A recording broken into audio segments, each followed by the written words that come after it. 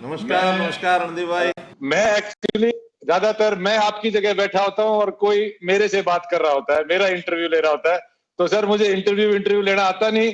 तो हम बैठ के बात करते हैं, जैसे कि प्रश्न है जो लोगों के और मेरे भी हैं, कुछ मैं लिख के ले आया हूँ। और आप अगर उसके बारे में बताओगे तो लोगों को थोड़ा पता चलेगा कि आपके दिल में दिमाग में क्या चल रहा है और कैसे सबका आप ख्याल रखोगे। तो सर मेरा पहला सवाल ये है कि 2 महीने बीत चुके इस महामारी को आए, कोरोना को आए, और हरियाणा ने इसको बहुत अच्छी तरह हैंडल करा है सर। तो आपकी क्या रणनीति रही है? रणदीप जी, सबसे पहले तो हमारा सेशन चल रहा था आखिरी दिन 4 मार्च, और हमें अचानक जब पता लगा कि इटली के 14 लोग कोरोना से प्रभावित होकर के पॉजिटिव होकर के और हमारे यहाँ गुड़गांव में आके एडमिट हुए हैं, हमें उसी दिन इस नामुराद बीमारी का पता लगा। उससे तो पहले तो पता ही नहीं था। इमीडिएटली हमने पूरी टीम ने, चाहे शासन की टीम थी चाहे प्रशासन की टीम थी, उन्होंने बैठ करके और सब चीज़ों का एक मूल्यांकन किया और हमने तुरंत अपनी तैयारी कर दी, कंट्रोल रूम बनाया और जो जो चीज़ें आती चली गई उसको हम तुरंत इमीडिएटली रिएक्ट करते चले गए। हमने किसी चीज़ की इंतज़ार नहीं की। जो बात जहाँ से पता लगी, विदेश से पता लगी, भारत से पता लगी, अन्य प्रदेश से पता लगी, वो सब बातें हमने लागू करनी शुरू कर दी और हमने बाकायदा उसको कंट्रोल किया। 2-3 फैक्टर ऐसे ज़रूर आए जो हमारे कंट्रोल से बाहर हुए थे, जिसके कारण से ये सारी स्थिति यहाँ तक भी बनी। अन्यथा हमने कंट्रोल इतना किया कि मूल हरियाणा के लोग तो इसमें प्रभावित नहीं हो पाए। इसमें अगर थोड़ा बहुत प्रभाव शुरू में देखा गया तो ये जो तबलीग के लोग थे, जमात के लोग, वो लगभग 150 लोग तो वो आ गए जो एकदम प्रभावित थे। इसी प्रकार एक नांदेड़ से कुछ लोग यहाँ आए जो तीर्थ यात्री वहाँ गए हुए थे, उधर से आए तो पंजाब में थे, लेकिन कुछ लोग हमारे यहाँ आ गए, उसका अपना प्रभाव पड़ा। और तीसरा बड़ा फैक्टर था दिल्ली के आसपास के ज़िलों में, जो दिल्ली से लोग आ रहे थे वो भी बड़ी संख्या में प्रभावित हुए और पॉजिटिव लोग पाए गए, जिससे हमारी संख्या यहाँ तक पहुँची। अन्यथा हम आसपास के सब प्रदेशों में अपनी अच्छी स्थिति बनाए हुए हैं, चाहे वो दिल्ली हो, चाहे उत्तर प्रदेश हो, राजस्थान हो, पंजाब हो, सब प्रांतों में हमारी स्थिति अच्छी है और आज भी हम एक अच्छी स्थिति पर खड़े हैं। तो सर ये हमारा दूध दही का खाना और इम्यूनिटी का भी कुछ फर्क पड़ा है? लोग तो यही कहते हैं कि हरियाणा जित दूध दही का खाना, और वास्तव में इसका फर्क है भी सही, क्योंकि हरियाणा के लोगों में शरीर की अपनी एक ताकत है, अपना एक मनोबल भी है और उसके कारण से ये बीमारी बहुत आसानी से हरियाणा के लोगों को लगती नहीं है। बड़ा एक काम हरियाणा के लोगों का और जो ध्यान में आया कि गांव में जो बाहर के आने वाले लोग थे, चाहे अपने ही गांव के थे, बाहर गए हुए थे, उन दिनों में उन्होंने यानी ठीकरी पैरा लगा के बाहर के बाहर रोक दिए। आए भी तो बाहर बाउंड्री पर जो स्कूल होते हैं, जो बाकी को बिल्डिंग है, उसी में उनको 12-12 दिन 14-14 दिन क्वारंटाइन किया। ये गांव के लोगों ने अपने आप समझ करके और इसकी सावधानी बरती। ये तो सर हमारे हिस्ट्री में है कि जो भी दिल्ली पे चढ़ाई करने जो भी आया वो हरियाणा के थ्रू गया, और उस वक्त भी हमारे गांव वाले ऐसे ही अपने अपने गांव को बचा के उन्होंने काफी देश को भी बहुत बचाया। तो सर मैंने एक आपने एक बिहार के जो सीएम साहब हैं उनको एक पत्र लिखा जो कि सोशल मीडिया पे भी काफी आया, और वो एक काफी रोमांचक एक देश के प्रति वो था। तो आपने जब ये पत्र लिखा तो आपके मन में क्या चल रहा था, कि आप क्या सोच रहे थे कि वो पत्र लिखते हो? रणदीप जी, बड़े सहज भाव से लिखा। मैंने कोई इसलिए पत्र नहीं लिखा था कि उसका बड़ा प्रचार होगा। ये ठीक है कि उसका प्रचार बहुत देश में सारे प्रांतों में भी गया, दुनिया के लोगों ने भी मुझे फ़ोन पर कहा कि आपने बड़ी एक अजीब बात लिखी, बड़ी अच्छी बात लिखी। मैंने तो बड़े सहज भाव से लिखा। उन लोगों ने कहा कि हम आपको पैसा भी पहुंचा देंगे, आपके जो वहाँ लोग हमारे ठहरे हुए उनको कुछ सहायता कर दो, उनको हमारे यहाँ भेजोगे, उनका किराया देंगे। तो मैंने उनको यही कहा, देखो ये देश हमारा एक है, हम कोई प्रांतों में बटे हुए लोग नहीं हैं। अगर हमारे यहाँ मजदूर काम करते हैं तो उनका हमारे इस प्रदेश के निर्माण में भी अपना योगदान है, तो हमारे अपने भाई हैं। तो हमारा जो भाईचारा जो हो देश का है, हम प्रदेशों की बाउंड्री नहीं है। ये प्रशासनिक इकाइयाँ हैं प्रदेश हमारी, हमारा कोई देश के नाते से एक भारत माँ के हम बेटे हैं। और हम कहें कि हम एक दूसरे का ऐसा किराया लेंगे या उनका खाने पीने की व्यवस्था करेंगे, ये तो कुल मिला करके मतलब मैं अगर शब्दों में कहूँ तो डूब के मरने वाली बात है अगर ये हम कर दें तो। हमारा तो जितना पैसा लगा, ट्रेन भेजी हमने, बसें चलाई हमने, उनके लिए रेस्क्यू कैंप लगाए, उनके रिलीफ कैंप्स जो लगाए, वहाँ खाने की व्यवस्था की, लगभग 2.5 करोड़ भोजन के पैकेट वो वितरित किए गए। और ऐसे लगभग कोई 50 लाख लोगों को हमने जो किट्स हैं राशन की वो बांटी। 20 लाख लोग ऐसे जिनको आर्थिक सहायता हमने दी। तो इस प्रकार के ये सारे काम हमने अपना समझ कर सब किया और लोगों ने भी इसमें सहयोग किया है। जी बिल्कुल, हरियाणा का इस मामले में बहुत अच्छा हो रहा है। मैं तो सोशल मीडिया पे भी फोटो देखता रहता हूँ कि मतलब बच्चों को खिलौने भी दे के ट्रेनों में विदा किया जा रहा है और उनको अच्छा ख्याल रखा जा रहा है। तो ये तो बहुत अच्छी बात कही सर आपने की। पर हमारा है तो खैर फेडरल कंट्री, पर इसके चलते आपने जो ये सब कदम उठाए उसमें अभी कितने लोग यहाँ बचे हैं और कितने लोग चले गए हैं, उसका आंकड़ा कोई है?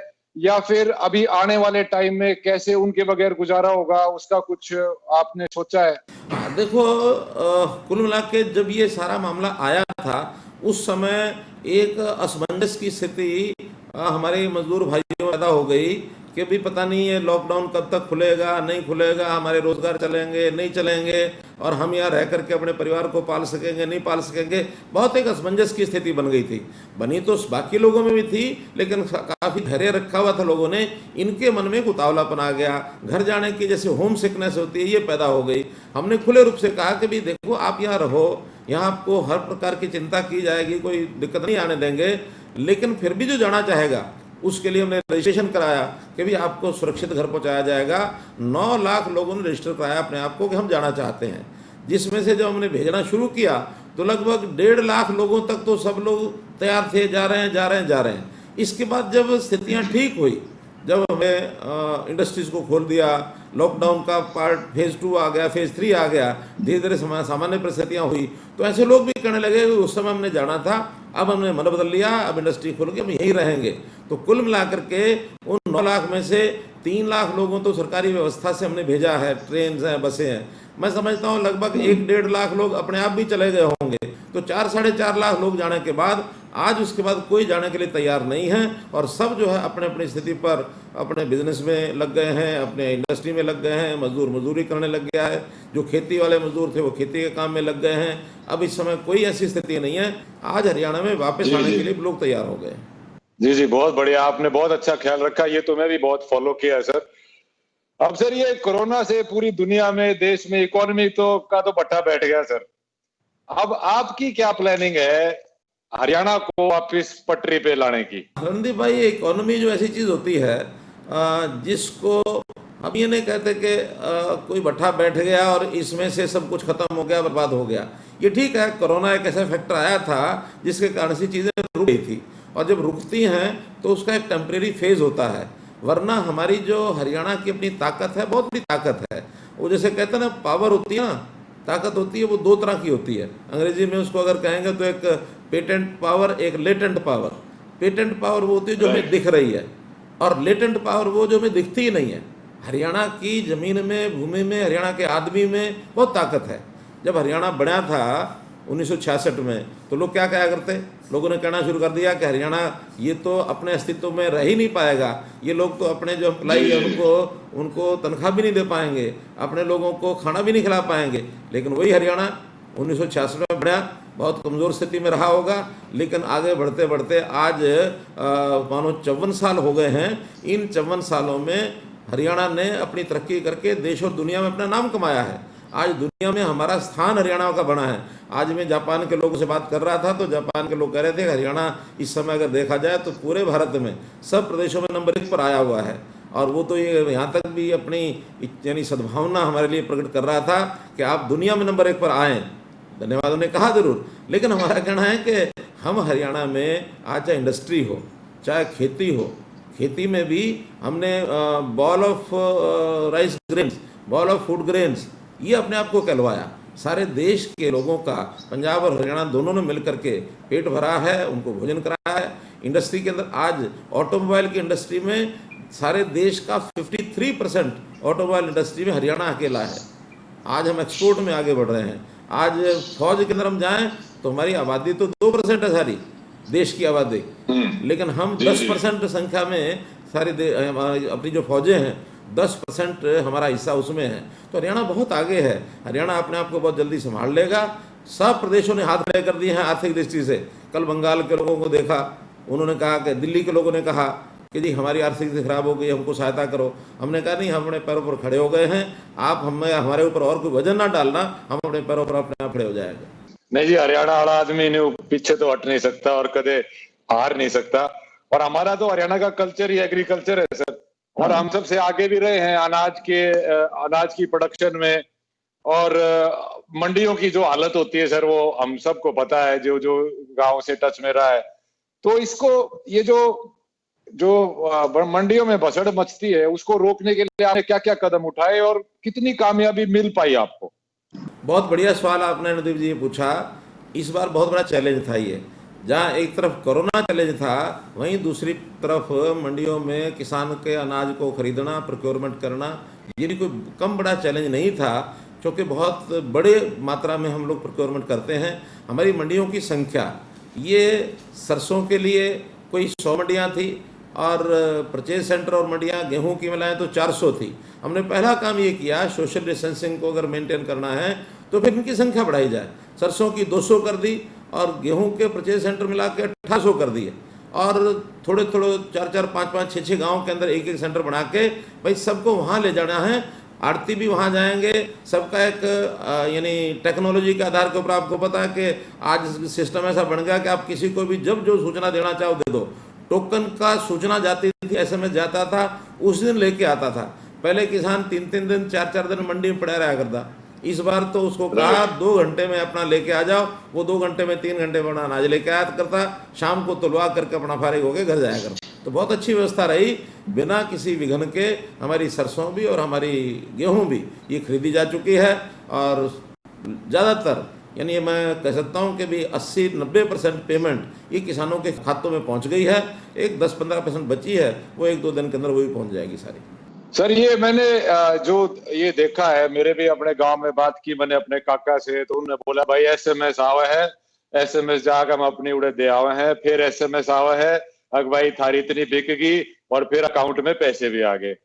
तो सर, ये एक जैसे डायरेक्ट का अकाउंट में जैसे इस तरह पैसे आए हैं, ऐसे ही जो बीमे के जो फसल का जो बीमा होता है, उसके पैसे डायरेक्ट अकाउंट में नहीं पहुंच रहे। ये मैंने को सुनने में आया है, मैंने जो अपनी रिसर्च करी है, वो बोल रहे हैं कि बीच में इतने महकमे हो जाते हैं कि वो भी डायरेक्ट क्यों नहीं आती हमारे पास। अगर जो बीमा की है, जैसे कईयों का तो 1-1.5 साल का भी कंप्लेंट है, पर वो मेरे को उसका कोई फैक्ट नहीं है।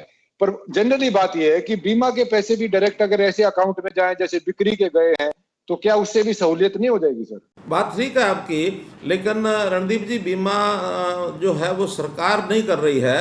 बीमा जो करती है कंपनियां करती हैं, और सरकार अच्छा, तो उसके जो उसका प्रीमियम होता है ना, उसका एक हिस्सा, 1-2% हिस्सा तो किसान से लेते हैं, और कुल 11-12-13% के हिसाब से उसका ऑप्शन, उसमें टेंडर होता है। उस टेंडर के अंदर कौन सी कंपनी कितना पैसा लेगी, बाकी जो 9%, 8%, 11%, 10%, 2% से अलावा जो है वो आधा आधा सेंट्रल गवर्नमेंट और स्टेट गवर्नमेंट देती है। उसके बदले में जब कभी कोई खराबा हो जाए, कोई बरसात आ जाए, कोई नुकसान हो जाए, उसकी सर्वे करने का काम भी कंपनियों का अपना है। कंपनियों के कई इस प्रकार के सिस्टम हैं। एक तो उसमें टाइम लगता है, टाइम लगने के बाद उस सर्वे को फिर उसकी ऑथेंटिसिटी होती है, उसको ठीक है कि गलत है, उसकी एजेंसियां अलग होती हैं, और वो करते करते कई महीने ले जा करके फिर जाके जो पेमेंट पास होती है तो वो पेमेंट मिलती है। बीच बीच में कहीं उन कंपनियों से झगड़ा भी होता है, हम बीच में पार्टी बनते हैं सरकार के नाते। हमने बीच में पिछली बार 2 जिले, भिवानी जिला और सिरसा जिला, इन 2 जिलों का कोई 2 साल के बाद फैसला कराया, और कोई 500 करोड़ रुपया जो वहाँ फंसा हुआ था उनका निकलवा करके किसानों तक पहुँचवाया। तो कुल मिला के कंपनियों के द्वारा किया जाता है। हाँ, यदि आगे चल के सरकार का, क्योंकि केंद्र सरकार के हाथ में फैसला है, अगर ये ट्रस्ट मॉडल पर अगर हो जाए ना हमारा बीमा, तो ट्रस्ट मॉडल पर तो सरकार ने फैसला करना और तुरंत पैसा उठा करके दे देना है। आज भी जो लोग बीमा नहीं कराते, उनका जो खराबा होता है वो थोड़ा कम मिलता है। सरकार ने थोड़ा पैसा उसमें कम रखा हुआ, बीमे में ज़्यादा मिलता है, तो वो जो पैसा वो हम 1-1.5 महीने में देते हैं। इस बार जो मार्च में, फरवरी में नुकसान हुए हैं, वो अभी जून के अंदर वो सारा पैसा किसानों के खातों में चला जाएगा। सरकार का पैसा आज भी जल्दी चला जाता है। तो सर, इसका कुछ एसओपी मॉडल, अब आप हरियाणा वाले आप बात कर रहे हो, तो आप इसमें कदम उठाओ, और इसका ये इतनी बड़ी जो एक इमारत सी बड़ी, इसको काट के डायरेक्ट आप करोगे तो सबका फायदा होगा और वो भी होगा सर। अच्छा सुझाव है आपका, ये सुझाव अच्छा है, इसके ऊपर काम करेंगे। हाँ जी। तो एसओपी अगर पहले ही बन जाए ना सर, तो उसमें एकदम से भैया ये पूरा ये इतना सर्वे होके, और गवर्नमेंट तो मेरे ख्याल से, प्राइवेट में बात आते ही सर वो थोड़ा सा ऊपर नीचे हो ही जाता है। पर सर आपने एक और आपने बात करी जो कि मुझे काफी अच्छी लगी और मुझे तो फायदे की लगी, पर इसमें विरोध भी बहुत है। जैसे आपने मेरा पानी मेरी विरासत का जो लागू किया है, इसमें किसान यूनियन भी विरोध कर रही है, विपक्ष वाले भी विरोध कर रहे हैं। तो आप इसको कैसे लागू करोगे और एक आम किसान को कैसे समझाओगे कि भाई ये तेरे फायदे की बात है? रणदीप भाई, ये विषय लागू करने का कम है, ये तो किसानों का मन बनाने की बात है। जैसे आपने कहा कि कैसे समझाओगे, मैं अभी 2 जगह होकर आया हूँ, करनाल और कैथल, जहाँ 3-3 ब्लॉक के लोग आए थे और उनसे जो मेरी बातचीत हुई, मैंने उनको बताया, देखो भाई पहली बात तो ये है कि ये सवाल धान का नहीं है, ये सवाल मक्के का नहीं है, ये सवाल है पानी का। और पानी भी आने वाली पीढ़ी, आज से 15-20 साल बाद कहीं ऐसा ना हो कि पानी फुक्का ज़मीन ऐसी बच जाए, यानी बंजर ज़मीन हो जाए और उसमें पानी बचे नहीं, तो आपके अगली पीढ़ियां भी गाली देंगी आपको। इसलिए पानी बचाना बहुत ज़रूरी है। उसमें से हमने एक स्कीम पिछले साल बनाई थी, ये पिछले साल थोड़ी लागू हुई, इस बार फिर हमने अपील की है कि 1 लाख हेक्टेयर ज़मीन के ऊपर इस बार धान लोग ना बोएं। और उसमें भी हर एक किसान को नहीं कहा, जहाँ पानी बहुत नीचे चला गया, 40 मीटर से भी ज़्यादा डाउन चला गया पानी का लेवल, उस ज़मीन पर लोग जो है सारा नहीं, आधा जो है वो छोड़ दें, आधा अभी भी बोएं। और उसमें जो और फसलें होंगी, उसमें मक्का हो सकती है, उसके अंदर कपास हो सकती है, उसमें तिल हो सकते हैं, उड़द हो सकती है, अरहर हो सकती है, मूंग हो सकता है, उसके अंदर यानी जो जो फसलें हो सकती हैं, सब्जियां, बाग, ये सब लग सकते हैं। उसके लिए हम प्रोत्साहन भी देंगे। 7,000 रुपये एकड़ देने की बात हमने कही है। तो शुरू में तो ये लगा था कि लोगों को लगा कि हमारे ऊपर थोपा जा रहा है। जब मैंने जाके बताया कि हम थोप नहीं रहे हैं, हम आपको अपील कर रहे हैं, हमने तो एक एडवाइजरी जारी की है कि आप ये करेंगे तो अच्छा हो जाएगा। अब उसके बाद धीरे धीरे जब लोगों को लगा कि हमारे ऊपर थोपा नहीं जा रहा, अपने आप लोग आगे आ रहे हैं, रजिस्टर करवा रहे हैं कि हम जो है इसको बदलेंगे। अभी कल तक का मेरा समाचार है कि 50,000 हेक्टेयर ज़मीन पर लोगों ने अपने फार्म भर दिए कि हम जो है यहाँ धान नहीं बोएंगे और चीज़ें बोएंगे।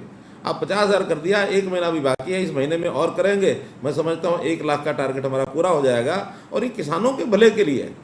देखिए, यानी आज हमको ये विचार ये करना है कि चावल के तो बहुत विकल्प हैं, लेकिन पानी का विकल्प कोई है? पानी का विकल्प नहीं, पानी का नहीं है सर। हाँ, तो पानी तो सर बचाना ही पड़ेगा। तो सर पानी को जो वाटर टेबल जो नीचे चली गई है, उसको चार्ज करने के लिए एज अ गवर्नमेंट, एक तो पीपल्स पॉलिसी हो गई, उसको चार्ज करने के लिए, और जैसे यमुना भी, जैसे लॉकडाउन की वजह से यमुना का पानी भी साफ हो गया और हमारा जितना पूरब का हिस्सा है वो तो यमुना से लगता हुआ है, काफी पानी भी वहां से आता है, तो उसको प्रदूषण फ्री रखना और वाटर टेबल को ऊपर लाने में क्या स्टेप्स रहेंगे पर्यावरण को लेके? देखिए, जहाँ तक वाटर टेबल ऊपर लाने की बात है, इस बार हमने योजना बनाई है कि जो बाढ़ का एरिया है, जहाँ पानी ज़्यादा है, वहाँ पर बोर किए जाएंगे रिचार्जिंग के लिए। और बोर करने के लिए कुछ स्कीम हम बना रहे हैं जिसमें किसानों की भी भागीदारी होगी, सरकार की भी भागीदारी होगी, और सेंटर ने भी एक अटल भूजल योजना ये बनाई है। उस योजना का भी उसमें कोई ना कोई हमको लाभ मिलेगा। ऐसा मिला करके ज़्यादा ज़्यादा बोर यहाँ बनाया जाए ताकि पानी सीधा ज़मीन के अंदर डाल दिया जाए, रिचार्जिंग हो जाए। हमारा अर्बन लोकल बॉडीज़ और टाउन कंट्री प्लानिंग ने जो 500 मीटर या इससे बड़े जितने प्लॉट हैं, लोगों के मकान हैं, वहाँ रिचार्जिंग जरूरी कर दिया है कि वहाँ रिचार्जिंग का बोर ज़रूर बनाओगे, वरना नक्शा पास नहीं होगा। तो रिचार्जिंग के लिए हम सब कर रहे हैं। अब लेकिन जहाँ जहाँ धान का एरिया है, वहाँ रिचार्जिंग अपने आप कम होती है, क्योंकि वहाँ केमिकल खाद डाले जाते हैं और पानी लगातार खड़ा रहने के कारण से वो ज़मीन है चिकनी हो जाती है। चिकनी होने के कारण से पानी नीचे नहीं जाता, और जो फसलें होती हैं वो पोरस ज़मीन होती है। लेकिन इसके कारण से अपने आप में धान की ज़मीन जो है वो पोरस ना होने के कारण से रिचार्जिंग बंद होता है। तो ये तो रिचार्जिंग का है जिसके लिए हम कोशिश कर रहे हैं। जहाँ तक आपने पर्यावरण की बात कही है, पर्यावरण में रणदीप जी, पानी तो अपने आप में एक विषय है। वहाँ जल है, वहाँ पानी है, वहाँ पर वायु भी है, वहाँ पर भूमि भी है, वहाँ पर यानी वनस्पति भी है। ये सारी चीज़ें मिला करके जब तक हम इसका प्रबंधन नहीं करेंगे तब तक हम पर्यावरण को ध्यान नहीं कर सकेंगे। और पर्यावरण का तो मैं इतना आग्रही रहा हूँ कि आपको मैं एक फैक्ट बताता हूँ। मैंने सबसे पहले 26 अक्टूबर 2014 को एक प्रकार से शपथ हुई थी मेरी, मुख्यमंत्री की कुर्सी मैंने संभाली थी। और ठीक 2 महीने बाद जनवरी में मैं एक हवाई सर्वे करने गया। अरावली के अंदर एक गांव है मांगरबणी, मांगरबणी गांव का मैं सर्वे करके आया गया 2 महीने के अंदर अंदर, क्योंकि एक बहस चल रही थी कि मांगरबणी के चारों तरफ कुछ जमीन बफर जोन छोड़ा जाए ताकि वहाँ लोग कंस्ट्रक्शन ना कर सकें। तो हमारे प्रस्ताव में पहले जो लिखा हुआ था कांग्रेस के टाइम का कि 60 मीटर जो है बफर जोन छोड़ा जाए। जब मैं वहाँ ऊपर घूम के आया और मुझे जो पता लगा 60 मीटर तो बिल्कुल गांव में होता क्या है, 1 एकड़ होता है। 1 एकड़ कौन संभालेगा, संभाल ही नहीं सकते, वो कोई ना कोई अंदर घुस जाएगा, पेड़ काट देंगे। उसी दिन हमने फैसला किया कि 60 मीटर नहीं, ये 500 मीटर हम करेंगे। और बहुत लोग सारे देश और दुनिया के, यानी जनवरी से लेकर जून तक की अखबारें भरी पड़ी हैं, आप कोई उठा के देख लो, टाइम्स ऑफ इंडिया उठा के देख लो, दी हिंदू उठा के देख लो, फाइनेंशियल एक्सप्रेस उठा के देख लो, सब ने लिखा कि इतना बड़ा स्टेप एक प्रदेश का मुख्यमंत्री लेगा, ये कभी कोई कल्पना ही नहीं कर सकता था। हमने पर्यावरण के नाते से सब चीज़ें बचानी है। पर्यावरण को तो मैं भगवान का एक रूप मानता हूँ। भगवान यानी हाँ, जैसे भगवान में शब्द होते हैं ना, भय गय वय आ न, मैं भगवान को भय को कहता हूँ भूमि, गय को कहता हूँ गगन, वय को कहता हूँ वायु, आकांडा से अग्नि, और न से नीर। 5 चीजें आती हैं, भूमि है, गगन है, वायु है, अग्नि है और नीर है। भगवान के नाम में ये 5 चीजें हैं। ये जी सर जी। पर बहुत लोगों का कहना है सर कि गुड़गांव के आसपास जो अरावली है, जो कि हमारी बाड़ू रेत से भी हमारे हरियाणा को बचाती है, वहां पे काफी अवैध कंस्ट्रक्शन चल रही है और वहां पे कानून का पालन नहीं करा जा रहा है जितना जोरी से करना चाहिए। तो मेरा ये आग्रह है सर आपसे, एनवायरमेंटलिस्ट मेरे को भी बहुत पर्यावरण से प्यार है, कि आप उसकी थोड़ा और सख्ती आजमाएं और लोगों को बोलें कि वो पर्यावरण के साथ गड़बड़ ना करें। करना ही पड़ेगा हमें, वो करना ही पड़ेगा, क्योंकि पिछले सालों में वहाँ जो खनन हुआ, बेतहाशा खनन हुआ, मैं तो फरीदाबाद में खुद रहा हूँ, बहुत ऊंची ऊंची पहाड़ियाँ थी, वो भी लोगों ने खोद खोद के वहाँ पर गहरे इतने खड्डे कर दिए कि उसके अंदर पानी निकल आया नीचे से, और लोगों ने कब्जे भी करने शुरू किए। ये भी आपकी जो बात है बिल्कुल ठीक है, लेकिन वहीं पर एक कठिनाई थोड़ी सी दूसरी भी है। कठिनाई क्या है कि जहाँ पर्यावरण के नाते से कोई उस प्रकार का विषय नहीं है, वहाँ भी ये जो कानून बने हुए पुराने समय के, अंग्रेज़ों के समय के ड्रैकोनियन लॉ जिसको कहेंगे, काले कानून बने हुए हैं। एक कानून के बारे में आपको बताता हूँ। सन 1900 में 120 साल पहले एक कानून बना था, PLPA, Punjab land preservation act. तो ये कानून उस समय बना था। उस समय कोई यहाँ इस प्रकार की खेती नहीं होती थी जैसे आज होती है, इस प्रकार का विकास नहीं था, इस प्रकार की बिल्डिंग नहीं थी, सड़कें नहीं थी, नदियाँ नाले बहते थे। यही था भी इसकी मिट्टी का कटाव रोका जाए, कैसे रोकना है, वो कानून बन गया। अब वो चलते चलते आज 125 साल के बाद भी देश बदल गया, दुनिया बदल गई, विकास के नाते सब कुछ बदल गया। उसकी जो धाराएं हैं वो वैसी की वैसी हैं, और उन धाराओं में बहुत एरिया तो ऐसा जो आज एग्रीकल्चर लैंड है उसके ऊपर भी PLPA लगा हुआ है। तो हमारा कहना ये कि ऐसे कानून जो पुराने हैं उनको बदलने के लिए हमें कुछ करना चाहिए। हम नई सोच के साथ आगे आए हैं। हमने PLPA एक्ट में एक अमेंडमेंट ये प्रस्तावित कर दिया था कि खेती वालों को खेती करने दो, उसको बाहर निकाल दो, और भी कुछ 2-4 प्रावधान थे। लेकिन ये कभी नहीं कहा कि जहाँ पर्यावरण को नुकसान होता होगा उसमें हम 1 भी इंच वो अलाउ नहीं करेंगे। लेकिन जो चीज़ें विकास के नाते लाइसेंस दे दिए गए, पिछले 20, 25, 30 साल से जिन चीज़ें बन गई हैं, बड़ी बड़ी इमारतें खड़ी हो गई हैं, सब उस पर भी PLPA लागू करेंगे तो कुल मिलाकर के कई हुड्डा के सेक्टर्स, हुड्डा यानी अब तो उसको HSBP वो हुड्डा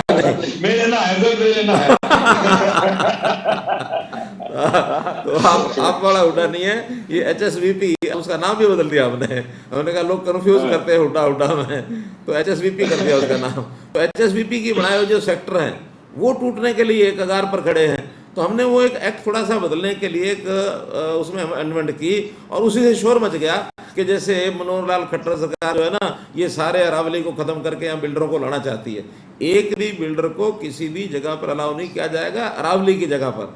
हाँ, जो अरावली के उस एक्ट के कारण से जो एक गंभीर समस्या बनी हुई है उसमें से रास्ता निकालना, ये हमारा सरकारों का काम होता है, उसका रास्ता निकालेंगे। ये सुन के सर मेरे कालजे को बहुत ठंडी हुई, बाकी को तो पता नहीं। नहीं, आप चिंता मत करो। तो सर एक और चीज मैंने देखी, मेरी दादी की जब डेथ हुई तो मैं गया था गांव में, तो स्कूल में वो फंक्शन किया था खाने वाने का। तो मैंने गांव में स्कूल की हालत देखी सर, कि मैं तो, हमारा गांव तो शहर के पास है, वहां पे बिल्डिंग बिल्डिंग अच्छी है, पर इंफ्रास्ट्रक्चर जैसे डेस्क बेंच वगैरह, मतलब हरियाणा की जो गवर्नमेंट स्कूल की जो गांव की स्कूलों की हालत है वो थोड़ी खस्ता है सर। वो काफी टाइम से ऐसे ही है, और वो जब तक ठीक नहीं होगी तब तक सर, जब बच्चा को मन ही नहीं करेगा वहां जाके पढ़ने का, तो वो पढ़ेगा क्या? तो हम उठेंगे कैसे ऊपर, शिक्षित कैसे होंगे? उसके लिए सर क्या प्रयास किया जा सकता है? एकदम ठीक बात है रणदीप जी आपकी कि जो शिक्षा में एक दुविधा क्या बनी हुई है कि शहरों की शिक्षा गांव की शिक्षा एक बहुत बड़ा अंतर इसमें आ गया है। और बहुत ज्यादा अंतर है सर। दुर्भाग्यपूर्ण स्थिति ये है कि शहरों में प्राइवेट शिक्षा ने अपना स्थान ज़्यादा मजबूत कर लिया है और सरकारी शिक्षा गांव के अंदर रह गई। और गांव में भी गरीब आदमी है वही अपना सरकारी स्कूलों में अपने बच्चों को डालता है। अच्छे जो परिवार हैं वो तो आज भी अपने बच्चों को प्राइवेट स्कूलों में ले जाकर शहर में पढ़ाने लग गए हैं। सही स्थिति तो ये है, लेकिन हमारी जिम्मेवारी है कि हम गांव के स्कूलों को भी ठीक करें। तो हम लगातार उसमें एक एक बात ठीक कर रहे हैं। पहले अध्यापकों की कमी थी, वो अध्यापकों की कमी हमने पूरी की, बल्कि वो पूरी करते करते अध्यापक ज़्यादा हो गए, बच्चे कम रह गए। इसलिए हमने वो थोड़ा सा और भी एडजस्टमेंट की, अतिथि अध्यापक उनको जोड़ जाड़ के उनको लेके आए। अब उसके अंदर नई योजना में हम 1000 स्कूल इंग्लिश मीडियम, और जिसको हमने कहा कि बैगलेस, बस्ता फ्री, बस्ता नहीं ले जाना होगा, और 5वीं तक के जो बच्चे हैं वहीं जाके पढ़ेंगे, वहीं अपना किताबें रख के आएंगे और इंग्लिश में स्कूल होंगे। 1000 नई स्कूल खोलने की तो ये योजना बनाई है। हाई सीनियर सेकेंडरी स्कूल वो 98 स्कूल, हर ब्लॉक पर एक आदर्श संस्कृति जो स्कूल हैं ये हम बनाने जा रहे हैं इस सेशन से। उसके लिए अभी 3 दिन पहले हमने सामान भी परचेज कर लिया। कंप्यूटर्स की व्यवस्था है, या स्कूल में जो बोर्ड लगाने होते हैं वर्चुअल क्लासरूम्स के लिए, वो सारे बोर्ड भी खरीद लिए हैं। ये सारे काम अब इस साल से हमने शुरू किए हैं। इन स्कूलों का लेवल थोड़ा अच्छा करेंगे। और एक और बात दूसरी भी है कि जैसे प्राइवेट स्कूलों के हिसाब से अच्छे स्कूलों की थोड़ी व्यवस्थाएं भी अच्छी बढ़िया बनानी पड़ती हैं, इंफ्रास्ट्रक्चर भी ज़्यादा करना पड़ता है, खर्चा भी ज़्यादा होता है, और लोगों को जब थोड़ा फीस भरनी पड़ती है तब लोगों को लगता है हाँ हाँ ये स्कूल अच्छा है। मुफ्त का स्कूल कितना ही बढ़िया हो ना, तो वहाँ भी लोग कहते हैं ना ना ये स्कूल खराब है, इसमें नहीं भेजने बच्चे। सच बात है। कुछ लोगों का प्रेस्टीज इशू पैसा खर्च करने में भी होता है। तो हम ऐसे स्कूलों में 3 तरह के बच्चों की श्रेणियाँ होंगी। एक होगी फीस माफ़ पूरी की पूरी, एक होगी आधी फीस माफ़, एक होगी पूरी फीस लगेगी। पूरी फीस भरने वाले अच्छे बच्चे भी उसमें आकर के पढ़ाई अपनी कर सकें, तो ऐसे एक स्कूलों का एक अलग लेवल, इनका स्कूल का कैडर अलग होगा, इनके स्कूल के पाठ्यक्रम भी अलग होंगे, इंग्लिश मीडियम स्कूल भी होगा, विज्ञान साइंस इसमें सब में अनिवार्य होगी। तो ऐसा एक अच्छे लेवल के स्कूल गांव के अंदर खुले। तो अभी शुरू कर रहे हैं 98 स्कूलों से, आगे अगले साल में और इसको बढ़ाएंगे। लेकिन हमारा संकल्प है कि स्कूलों को आगे बढ़ाएं। इस बार हमने स्कूलों का बजट ये अपना बहुत बड़ी यानी लेवल पर हमने इसको बढ़ाया है। पहले स्कूल का जो बजट होता था एजुकेशन का वो 6, 7, 8% होता था। इस बार 14% स्कूलों में शिक्षा में एजुकेशन में हमने बजट रखा है, 14%। हाईएस्ट जंप अगर किसी एक चीज़ का बजट में लगाया तो एजुकेशन पर लगाया। सर वो बात अच्छी है। जैसे मैं राय स्कूल का पढ़ा हुआ हूँ, तो हमारे स्कूल में भी ये होता था सर, उस वक्त सोनीपत के अपना बिस्वा मील पे जो है, कि पहले जो फुल फीस दे सकते थे फुल फीस देते थे, जो हाफ देते थे हाफ, और बहुत सारे एक सेक्शन होता था बच्चों का जो फ्री पढ़ते थे। हाँ बिल्कुल वही करेंगे। इससे बहुत फायदा होगा सर, क्योंकि शिक्षा ही हमारे लोगों को, क्योंकि जो प्राइवेट स्कूल और गवर्नमेंट स्कूल में इतना डिफरेंस हो गया है कि जो गवर्नमेंट स्कूल वाला बच्चा है वो कभी आगे बढ़ के उनके साथ compete ही नहीं कर पाएगा। तो वो बहुत इंपॉर्टेंट हो गया। ऐसी बात रणदीप जी है नहीं। मैं 10वीं तक गवर्नमेंट स्कूल में पढ़ के आया हुआ हूँ। मैं भी सर, राय भी तो गवर्नमेंट स्कूल ही है। इसलिए गवर्नमेंट स्कूल के बच्चे भी अच्छे पढ़ करके बहुत आगे निकल जाते हैं, चिंता नहीं करो। जी सर, जी बिल्कुल सर। अच्छा सर, अब आ गई बात कि हर एक आदमी के दिल में दिमाग में ये बात है कि भैया अगले 6 महीने क्या हो, कैसे बीतेंगे, और सीएम के नाते आपका क्या प्लान है सर, क्या रोड मैप है अगले 6 महीने के लिए, आप लोगों को बताइए सर। देखिए रणदीप जी, पहला तो ये जो थोड़ा सा गाड़ी पटरी से थोड़ा ये समझो उतरी कहूँगा मैं, इस उतरी गाड़ी को पटरी पर दोबारा चढ़ाना एक तो हमारी प्राथमिकता ये रहेगी, क्योंकि दोबारा से सब लोगों के काम धाम ठीक हो जाए, रोज़गार ठीक चल पड़े, कारखाने ठीक चल पड़े। क्योंकि इसमें नौकरी पेशे वाले को तो दिक्कत नहीं है, प्रभु कृपा से किसान को भी उस प्रकार का नुकसान नहीं है, क्योंकि उसका अपना खेती का काम है, लगातार वो सीजन के हिसाब से होना है, और इस बार प्रोक्योरमेंट हो गई तो वो भी ठीक ठाक हो गई है, आगे फिर उसकी बिजाई ठीक हो जाए, उसका काम भी ठीक चलेगा।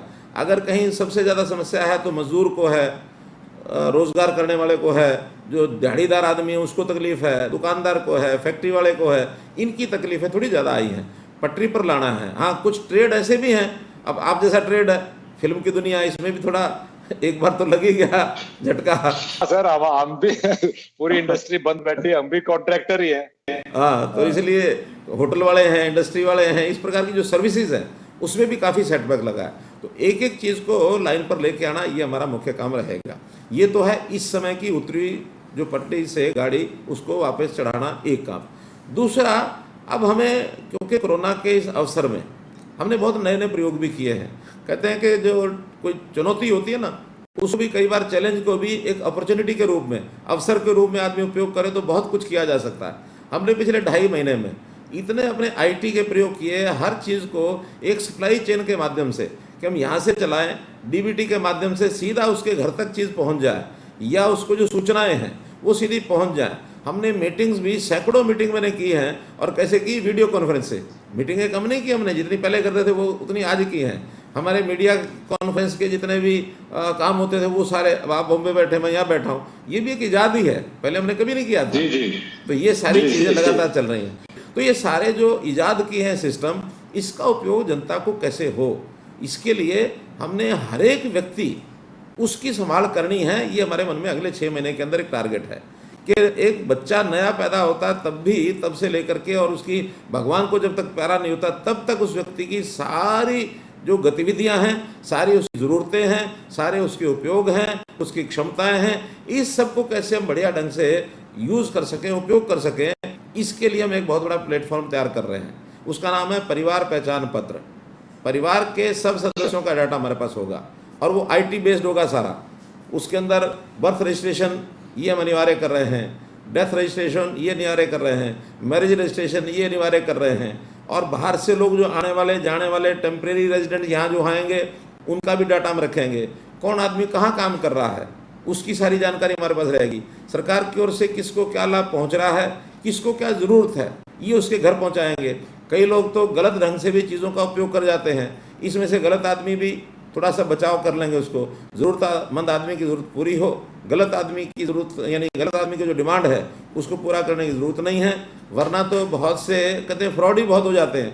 पिछले दिनों के अंदर हाँ, एक मैट्रिक स्कॉलरशिप का फ्रॉड, वो भी ऐसे ही हो गया। स्टूडेंट होते नहीं थे, कहीं भी फार्म भरे, नाम लिखवाए और अंगूठा लगाया, अपना निकाल लिया स्कॉलरशिप, बाद में पता लगा कि फ्रॉड ही फ्रॉड है। तो ऐसी सब चीज़ों का कंट्रोल करने के लिए एक हम आदमियों का हिसाब किताब। इसी प्रकार दूसरा है हमारा, ज़मीनों के बहुत झगड़े हैं। ज़मीनों के गांव में हमने देखे हैं, आप तो गांव के, गांव के रहने वाले आदमी हैं, हर किसी का कोई ना कोई झमेला, ज़मीन बंटवारे का झमेला है, फिर इंतकाल का झमेला है, फिर कब्ज़ों के झमेले हैं, और पुराने बाप दादा लाई चीज़ें अभी भी चलती आ रही हैं, बंटवारे नहीं हुए। एक एक किले में 1/300, 1/400 ये हिस्से उनके बने हुए हैं। जो हमारी रजिस्ट्रियों के अंदर किसी की ज़मीन कोई रजिस्ट्री करा जाता है, उसका डॉक्यूमेंटेशन नहीं है। तो ये सारी डॉक्यूमेंटेशन हम डिजिटलाइज तरीके से करा रहे हैं, ताकि ज़मीन का भी एक इंच हिसाब ये ठीक से हो जाए, और कौन सा किसका टाइटल है ये उसके साथ हम कर लें। ये एक नया प्रोग्राम आगे चला रहे हैं। एक तीसरा विषय है हमारा पशुधन। पशुधन में भी हर पशु को हम टैगिंग करा रहे हैं, चाहे वो प्राइवेट हो और चाहे वो गौशाला में, नंदीशाला में हो, कहीं भी हो। जंगली को तो नहीं हम पकड़ पाएंगे, जंगली तो हम छोड़ देंगे, लेकिन जंगली पशु के अलावा बाकी जितना पशुधन है उसके ऊपर टैगिंग कराएंगे, और हर एक के हिसाब से हम उसका जो कुछ उसकी बढ़िया से बढ़िया सेवा पशुओं की कर सकते हैं वो भी हम करेंगे। खास करके गौशालाओं की, नंदीशालाओं की, ये जो बेसहारा आवारा पशु घूमता है के कारण से एक्सीडेंट बहुत होते हैं, इसकी हम व्यवस्था करेंगे। चौथी चीज़ है वो है पेड़। पेड़ों का कैसे हम घनत्व बढ़ाएं, पौधगिरी के कार्यक्रम ये कैसे हम करें, इसके लिए पिछले साल हमने कार्यक्रम शुरू किया था, हर विद्यार्थी एक पौधा लगाएगा। अब इसको और बढ़ाते हुए आगे हर व्यक्ति इस साल में एक पौधा लगाए, या मानो सक्षम व्यक्ति, जो सक्षम नहीं है वो छोड़ भी देंगे, जो सक्षम व्यक्ति है हर व्यक्ति एक पौधा लगाए, ताकि हमारा जो वन क्षेत्र भले ही ना बढ़े, लेकिन हमारा जो ट्री कवर ज़्यादा ज़्यादा बढ़ना चाहिए। हमारे गांव में भी क्या 1000-2000 पेड़ नहीं लग सकते, 5000 पेड़ नहीं लग सकते हैं। तो पेड़ों को बढ़ाएंगे, और इन पेड़ों की संख्या, इन पेड़ों के ऊपर हम जो है व्यक्तियों के जिम्मे लगाएंगे भी, इतने पेड़ आपने संभालने हैं, वो सरकारी चाहे डिपार्टमेंट के नाते से हो, चाहे वॉलंटरी इस नाते से हो। तो वॉलंटरी लोगों के माध्यम से भी हम सब करेंगे। इसी प्रकार से एक हमारा प्रोग्राम है जो मैंने शब्द प्रयोग का, वॉलंटरिज्म। आज समाज के अंदर हर व्यक्ति ये है कि मैं काम करूंगा तो मुझे क्या मिलेगा, खास करके सरकार के साथ। लेकिन समाज में बहुत ऐसे लोग हैं जो अपनी इच्छा से, सद्भावना से, अपने वॉलंटरली जो स्वयंसेवी संस्थाओं के माध्यम से सेवा करते हैं। तो सेवा करने वाले लोगों को भी पहचान करना और उनको भी सरकारी प्लेटफॉर्म में ला करके कि भाई जितना ज़्यादा काम बिना अपेक्षा के जो कर सकता है उससे पूरा काम लेंगे। आज बहुत हमारे हजारों लाखों लोग ऐसे हैं जो पेंशन लेते हैं, जो उनकी अपनी आवश्यकताएं नहीं है पूरी कर चुके हैं, बच्चे ब्याह दिए, बड़े हो गए, वो कहते खाली बैठे हैं। तो ऐसे लोगों से काम लेना, एक वॉलंटियरिज्म का ये कार्यक्रम करेंगे। एक हम किसानों के नाते से जो हम कार्यक्रम कर रहे हैं कि हर किसान का इंडिविजुअल हम ध्यान रखेंगे। आज हमारे किसान 2-3 प्रकार के हैं, छोटा किसान है, मध्यम किसान है, बड़ा किसान है। योजनाएं किसानों के लिए केंद्र सरकार भी बनाती है, प्रदेश सरकार भी बनाती है, लेकिन छोटे किसानों के लिए योजना बनती है, लाभ छोटे किसान को मिलता नहीं है। वो या तो बड़ा किसान उठा जाता है या मध्यम वर्गीय थोड़ा बहुत किसान उठाता है, छोटे किसान को तो लाभ मिलता ही नहीं है। ये जो छोटे छोटे किसान हैं, 1 एकड़ का, 1.5 एकड़ का, 2 एकड़ का, इनको हम जो है अलग से जो खेती के अलावा आमदन के क्या क्या और हो सकता है, उसके अंदर मुर्गी फार्म हो सकता है, उसके अंदर डेयरी फार्म हो सकता है, उसके अंदर पिगरी हो सकती है, मधुमक्खी हो सकता है, फिशरी हो सकती, कितने ही काम हो सकते हैं। तो ऐसा एक एग्रीकल्चर का सिस्टम ये हम खड़ा करेंगे कि उसकी आमदन बढ़े, और फिर जो कमा लेता है किसान, जिसके पास अच्छे 2 दाने पैदा भी हो गए, उसको भी खर्चा करने का अपना हिसाब पता नहीं है, उसका फाइनेंशियल मैनेजमेंट ये ठीक नहीं है, तो उसका फाइनेंशियल मैनेजमेंट बढ़िया हो, उसके लिए हमने मन में विचार किया हुआ है। लेकिन योजना लागू करनी है, शायद आज मैं कह रहा हूँ तो कल ये जब हवा में चली जाएगी तो इसको लागू करने के लिए हमें थोड़ा सहूलत मिल जाएगी। हम किसानों के लिए कुछ किसान मित्र खड़ा करेंगे। किसान मित्र कौन होंगे? जो अपनी अच्छी फसल खुद पैदा करते हैं, प्रोग्रेसिव फार्मर हैं। प्रोग्रेसिव फार्मर को कहेंगे कि भाई अपने जैसे 50 फार्मर और बनाओ, 10 फार्मर और बनाओ, क्योंकि किसान जो है किसान की बात अच्छी प्रकार से सुन लेगा। शायद वो किसी कृषि वैज्ञानिक की बात नहीं सुनेगा, एग्रीकल्चर यूनिवर्सिटी वाले की नहीं सुनेगा, सरकार के नहीं सुनेगा, वो एक किसान की बात अच्छी प्रकार से समझता। हाँ, जैसे मानो आप एक्टर है ना, आपको अच्छा गुरु कोई एक्टर बताए तो आप बहुत जल्दी सुन लेंगे भी अच्छा एक्टर है, अनुभवी एक्टर है, वो बता रहा है। बिल्कुल। कोई आपको जो बाहर का कोई आदमी है वो कुछ बताएगा, कहेंगे हाँ थ्योरी है, थ्योरी पर चलने दो। तो इसलिए देखेंगे हर कोई अपने काम के हिसाब से, उसको जो अच्छा लगता है उस हिसाब से वो चलता। तो किसानों को किसान मित्र इस नाते से उनके साथ एसोसिएट करके और फिर हम उनको आगे बढ़ाएंगे ताकि किसान की हालत भी ठीक हो। और एक विषय वो है पानी का, जो मैंने पहले आपने जो बताया, मेरा पानी मेरी विरासत। मैंने विरासत शब्द क्यों इसको दिया? क्योंकि ज़मीन जो होती है वो विरासत में आदमी अगली पीढ़ी को देके जाता है। बाप दादा की विरासत हमको मिली हुई है। हम कहते हैं कि भाई ज़मीन तो विरासत है, ये पानी भी विरासत है। ज़मीन पानी के साथ लेके जाओ, फोकी ज़मीन मत देके जाओ जिसमें पानी ही ना हो। तो इसलिए पानी को भी अपनी विरासत में जोड़ो। अगली पीढ़ी इंतजार कर रही है, इंतजार करेगी, यानी जब आएगी अगली पीढ़ी आएगी, हम जाएंगे तो वो आएंगे। तो इसलिए उनको पानी दे के ज़रूर जाओ, कहीं ऐसा ना हो कि वो हमको गालियाँ दे। तो मोटे रूप से हमारे दिमाग में पूरी पिक्चर है कि हम अपने 6 महीने में जो जो चीज़ दिशा अपनी तय करेंगे, जो काम शुरू करेंगे, हो सकता है कुछ 6 महीने में पूरे हो जाएं, हो सकता है कुछ 6 महीने बाद और अगले 6 महीने साल लगे जिसको पूरा करेंगे, लेकिन एक दिशा ऐसी कि हरियाणा का हर व्यक्ति सुखी हो, हरियाणा आत्मनिर्भर बने। अगर हरियाणा आत्मनिर्भर बनेगा तो देश भी आत्मनिर्भर हो ही जाएगा। जय हो सर। मेरा अगला सवाल यही था कि पीएम साहब ने तो कह दिया आत्मनिर्भर बनो, पर हमारा तो है फेडरल कंट्री, तो वो तो स्टेट वाइज आत्मनिर्भर करने पड़ेंगे। तो मेरे ख्याल से आपने इस चीज का जवाब दे दिया है कि हम आत्मनिर्भर कैसे बनेंगे। अब सर, अब अक्सर देखा गया है कि नेताओं को कड़े डिसीजन लेने पड़ते हैं, पब्लिक को कई बार कड़वी दवा भी पिलानी पड़ती है उनकी भलाई के लिए, और जब ये डिसीजन लेते हैं तो एक नेता के तौर पे अपने वोट बैंक की भी चिंता होती है, झिझक होती है। तो जब आपके सामने ये चुनौतियां आती हैं तो आप कैसे डील करते हो सर?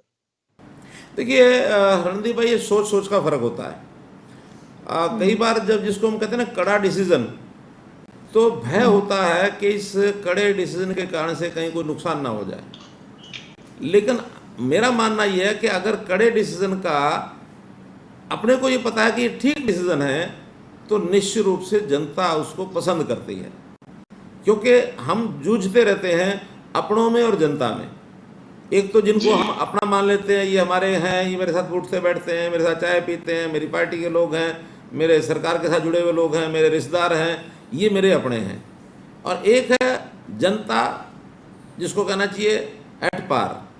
तो जनता जो ओवरऑल जनता होती है, उसके हित में यदि आप काम करेंगे, जनता अगर खुश हो जाएगी तो अपने भी अपने आप खुश हो जाएंगे। मेरे सामने 2-3 उदाहरण हैं। जैसे सबसे पहले हमने मेरिट के ऊपर नौकरियां, ये जो बात कही थी, उस समय कुछ लोगों ने आपत्ति जताई कि अगर मेरिट पर दोगे तो फिर अपने लोग जो इतने सालों से रेडियां रगड़ रहे हैं, इनका क्या बनेगा। मैंने कहा भाई, जो लग जाएंगे उनको अपना मान लेना, अपने मानना है तो जो लग जाए वो बढ़ जाएंगे अपने, उसमें क्या है। लेकिन उस समय थोड़ा विरोध हुआ। बाद में ये जब सब हुआ तो उसके बाद सब लोग जो अपने भी थे, यानी पहले भी अपने थे, आज भी अपने बहुत हो गए, उससे ज़्यादा अपनों की संख्या बढ़ी है घटी नहीं है, तो पहले वाले भी जो अपने थे वो भी कहने लगे नहीं, ये स्टेप आपका अच्छा है, कम से कम इस दुविधा में से बच गए कि अगर हम 10 को नौकरी देते तो 50 नाराज होते। अब वो 10 भी राजी हैं, 50 भी राजी हैं कि जिसको मिली है भाई ठीक मेरिट पर मिली है। वरना ये कांग्रेस के लोगों ने इतने सालों तक यही खेल खेला ना, अपने अपने अपने अपने। अगर ये अपने अपने चक्कर में, बहुत बड़ा स्टेप था सर, बहुत बड़ा स्टेप था ये कि वो कंप्यूटर से कुछ सिफारिश नहीं लग सकती, कुछ नहीं लग सकता, वो मेरिट पे आएगा। बहुत बड़ा स्टेप था सर। तो वही इस बड़े स्टेप को अगर मान लो अपने अपने के कारण से हम बार बार सरकार में आते, तो ये कांग्रेस वाले क्यों नहीं आए। कांग्रेस वाले तो मंच पर खड़े होकर दावा करते थे, मैंने इस कॉन्स्टिट्यूंसी में 500 लोग लगाए, मैंने इस कॉन्स्टिट्यूंसी में 200 लोग लगाए। हम कहते थे भाई हमने नहीं लगाया एक भी, जो नौकरी लेके गया है वो हमारे से लेके गया है, हमने नहीं दी है। अगले में दम था लेके गया, तो जो दम वाला वो लेके गया है, तो हमारी बात को लोगों ने ठीक माना, उनकी बात को ठीक नहीं माना। ऐसे ही दूसरा उदाहरण देता हूँ, वो है ये जो ट्रांसफ़र का, हमने ट्रांसफ़र पॉलिसी बनाई और बिल्कुल एकदम सीनियरिटी के आधार पर ऑनलाइन ट्रांसफ़र पॉलिसी। सबसे पहले अध्यापक एक हरियाणा में ऐसा एक वो है हमारे यहाँ वर्ग के जो कई बार हिला देता है सरकारों को। लेकिन हमने कहा कि नहीं, अध्यापक खुश रहना चाहिए, अध्यापक जहाँ जाएगा वहाँ जाके पढ़ाए। वो जमाना निकल गया जब एक मुख्यमंत्री ने पहले पुराने ने किया था कि कोई अध्यापक जो है वो 20-25 किलोमीटर से नीचे घर के नज़दीक नहीं रहेगा, सब उससे दूर जाएंगे। हमने कहा नहीं भाई, घर के नज़दीक आओ, वहाँ पढ़ाओ, मन ठीक रहना चाहिए आपका। 42,000 टीचर एक सिंगल क्लिक से हमने ट्रांसफ़र किए और उसके बाद इतने लोग राजी हुए। 93% अध्यापक ऐसे हैं जो हमने कहा था वो हमको मिल गया। तो 93% राजी है, 7% भी राजी हो जाएंगे। तो हमने ऐसे ऐसे कई प्रयोग किए। सबने राजी तो वैसे करना मुश्किल है सर, कोई ना कोई तो उठ कर भगवान भी नहीं कर सकता। हाँ नहीं सर, आप अच्छा, अब आप सर, हमने सुना है आप व्यापार के टाइम में बहुत घुमा करते, फिर आप संगठन में आए, फिर पार्टी में आपने मतलब 3 बारी तो आपने पूरा हरियाणा नाप दिया, सारे जिले पिछले टर्म में। तो सर अब ये लॉकडाउन में बाहर निकल नहीं सकते, कुछ नहीं, घूमने आदमी तो गराजी नहीं सर, कैसे बीत रही है आप? देखो वैसे तो मैंने शुरू कर दिया। पिछले हफ्ते में करनाल हुआ या कैथल हुआ, 2 जगह में हुआ हूँ, और बाकी आगे भी अब घूमने का प्रोग्राम बढ़ा लूंगा। लेकिन मुझे 2 महीने में भी 2.5 महीने में तकलीफ नहीं हुई। मुझे ये हरियाणा सरकार ने कई एकड़ का दे रखा है घर ही है, और इस कई एकड़ के घर में सुबह से लेकर शाम तक मैं 2-3 चक्कर मारता हूँ, तो मुझे लगता है कि मैं घूम लिया, हरियाणा पूरा घूम लिया। एक पिछले दिनों एक चुटकुला आया था व्हाट्सएप पर, तो उसने एक दिल्ली में एक आदमी रह रहा था, उन्होंने कहा जी दिल्ली कैसे घूमूं। तो पत्नी ने कहा पति को, दिल्ली कैसे घूमें। पति ने कहा कोई नहीं, शाम को इंतजाम कर दूंगा, दिल्ली घूम के आएंगे।